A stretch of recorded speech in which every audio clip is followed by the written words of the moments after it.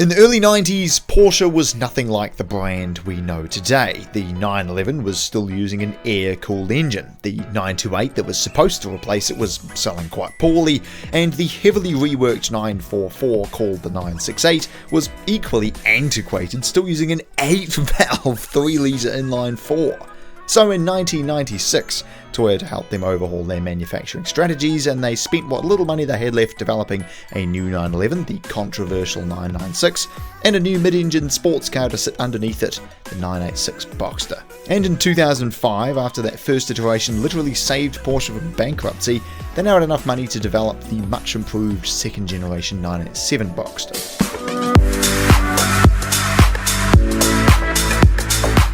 While it still holds the title for the most symmetrical looking car front to back, the interior now had an incredible air of quality about it. That typical German neatness is spread throughout the cabin, all the buttons line up, and the seats are immeasurably comfortable with a great driving position.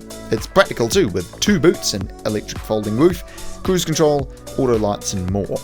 They really simplified the model lineup with this Boxster too. The standard car had a 180 kilowatt 2.7 and the S had a 206 kilowatt 3.2, with the 2009 facelift seeing them both bought out to a 188 kilowatt 2.9 and a 228 kilowatt 3.4. Now, I reviewed one of the early automatic non-S Boxsters a while back, and while still incredible to drive, I couldn't help but wonder how much better it would be with a proper manual gearbox. And today, we're going to find out. Driving the Porsche Boxster manual. Oh yeah. It's such a beautiful noise. Oh, heel toe is amazing. And the handling is pretty darn phenomenal, man. Perfect amount of power. Something like an MX-5 is really good on like a super tight, windy road. This is definitely a lot more fun out here.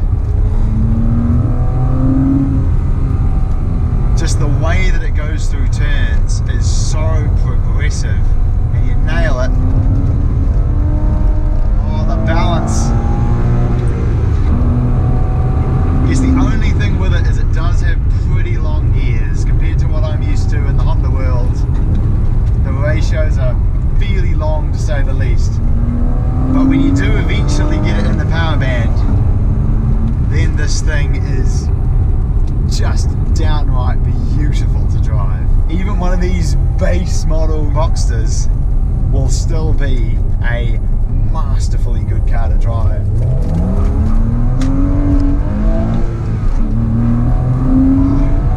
So without question, if you're looking to buy an affordable Porsche, you should absolutely get a 987 Boxster with a manual transmission. Or should you? Because along with giving the Cayman and Boxster more displacement in 2009, they also introduced a new transmission, the PDK.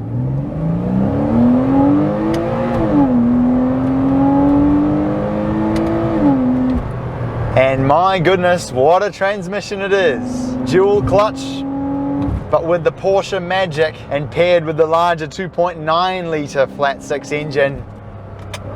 And this is quite the combo.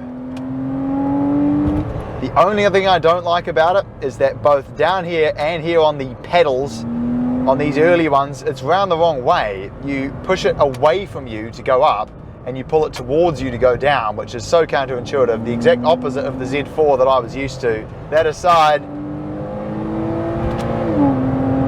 this is a very refined car to drive. Steering is excellent, handling is phenomenal, and it rides well. It just feels so incredibly tight. And this car has done 150,000 Ks. That last one I've driven had done 240,000 Ks. And yet somehow they just feel amazing to drive. Definitely the PDK is a lot better than the old 5-speed automatic, the very first Boxster that I reviewed.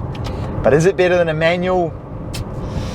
I don't know. It definitely has the same problem that I have with all of the Volkswagen ones, in that there's very little drama. I suppose one big advantage of the PDK is that it's got launch control.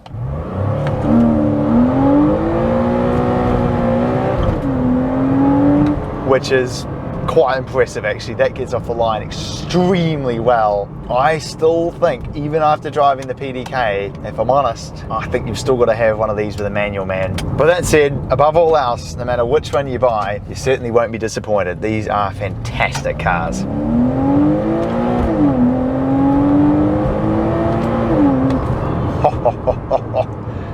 What a machine. Thanks very much for watching, and I'll see you next time.